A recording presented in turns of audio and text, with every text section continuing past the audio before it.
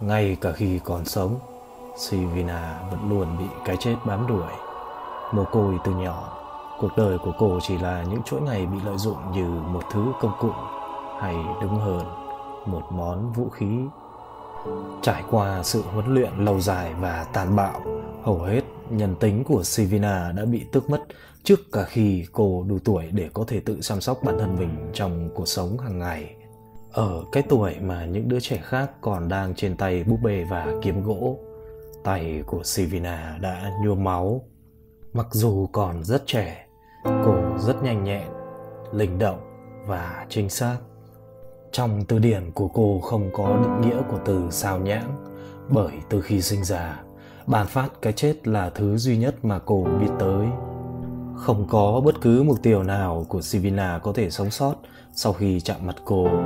Dù sớm hay muộn, chúng đều gục ngã dưới lưỡi kiếm đó, ít nhất là cho tới khi Nam Tước Rey, vị lãnh chúa được yêu mến rộng rãi, cha đẻ của tướng quân Ethinder Rey, là mục tiêu cuối cùng của cô. Sivina bắt đầu nhiệm vụ này như thường lệ bằng cách quan sát mục tiêu ẩn nấp bên ngoài lâu đài gia tộc Rey. Cả ngày lẫn đêm, cô theo sát nhất cử nhất động và in vào tâm trí mình tất cả các hành tung của những kẻ canh gác cùng lũ hiệp sĩ và quý tộc. Kể cả việc những kẻ đến và đi từ lâu đài, tất cả đều khó có thể lọt khỏi tầm quan sát của cô.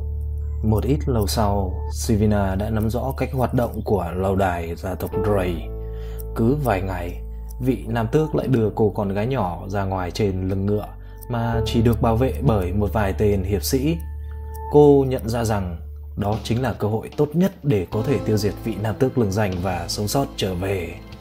Sivina biết rằng với sức mạnh và kinh nghiệm trên chiến trường của hắn, cô sẽ cần tới tốc độ và sự bất ngờ. Sẽ không có cơ hội thứ hai nào và lợi thế chỉ nghiêng về phía cô trong một khoảnh khắc ngắn sau khi cô lộ diện. Nhưng kể cả thế, cô cũng không cảm thấy sợ hãi hay chần chừ. Sivina biết rõ nhiệm vụ của mình và biết cách hoàn thành nó, cũng như biết cách bảo vệ mình khỏi sự hỗn loạn sau đó. Khi ngài nam tước tiến tới gần điểm mai phục, Sivina lặng lẽ nhảy xuống từ bóng tối của những hàng cây. Cô lướt tới tên kỵ binh với đầu gối gập ở góc độ hoàn hảo, sẵn sàng chịu lực tác động của cú chạm đất cùng với một cú lộn người một cách gọn gàng. Với vũ khí cầm chắc trên tay, cô đã sẵn sàng tấn công. Thế nhưng, chỉ trong một khoảnh khắc ngắn, cô lại để tâm trí của mình bị xao nhãng. Sivina nhìn thấy cô gái nhỏ mà mình đã luôn theo dõi từ xa, giờ rất gần và rất thực. Khuôn mặt của cô bé còn chưa có thời gian để biểu lộ sự bất ngờ. Cô chỉ đơn giản là nhìn về hướng Sivina, bóng hình đen tối đang rơi xuống từ hàng cây. Và sự ngây thơ trong ánh mắt của cô bé đã khiến trái tim của tên sát thủ rung động. Cô bé này chính là thứ mà Sivina có lẽ đã trở thành. Đây chính là thứ đã bị tước đoạt khỏi cuộc đời cô. Vẫn đang rơi, cô tấn công một cách cuồng loạn, đôi chùy thủ nhắm tới cổ vị nam tước. Thế nhưng phản xạ của vị nam tước lại nhanh hơn con gái của hắn và đáp trả một cách tự động mà không cần phải suy nghĩ. Lưỡi kiếm của cô chỉ cách động mạch của vị nam tước ở khoảng cách bằng độ dày của một chiếc lá, và thanh kiếm của hắn đã được rút khỏi bao trước khi cô chạm đất. Rey đâm tới. Sivina đột nhiên cảm thấy có một áp lực sắc nhọn ở chân cô. Sau đó là dòng máu nóng nhuộm đỏ làn da mình. Sivina vội vã bỏ chạy và chỉ vừa kịp ẩn giấu bên dưới một tán cây. Cô chạy khá lâu, tới khi tiếng hét giận dữ của những kẻ truy đuổi đã biến mất một cách hoàn toàn. Nhưng khi cô đã bắt đầu cảm thấy an toàn thì cơ thể này đã quá yếu để có thể tiếp tục.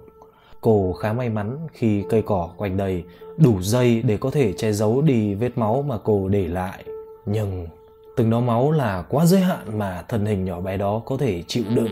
Sivina có thể nhận thấy niềm kiêu hãnh và phẩm cách đang rời bỏ cô với những đợt máu tràn ra trong khi cô nằm liệt trên mặt đất. Kể cả khi sự sống của cô có dần biến mất, sự nhục nhã và thất vọng trong cô vẫn tăng lên từng đợt. Đến khi chút hơi thở cuối, thứ còn lại trong trái tim đó chỉ còn là sự giận dữ và khinh bỉ đến tột độ. Nó mãnh liệt tới mức đám xác sống đang ẩn náu trong một hang động gần đó cũng có thể ngửi thấy. Khi chúng tới nơi, thân thể của Sivina vẫn còn ấm và chúng bắt đầu nghi thức phục sinh. Chúng không thể nào biết được kẻ mà chúng đang tạo ra lại là một tên sát nhân máu lạnh tàn bạo, với những bài học ăn sâu vào tiềm thức, và sự thương hại cuối cùng đã biến mất hoàn toàn. Một Sivina mới đã được sinh ra, như là một thực thể hiện thân của cái chết. Cái chết đến với tất cả, ta chỉ mang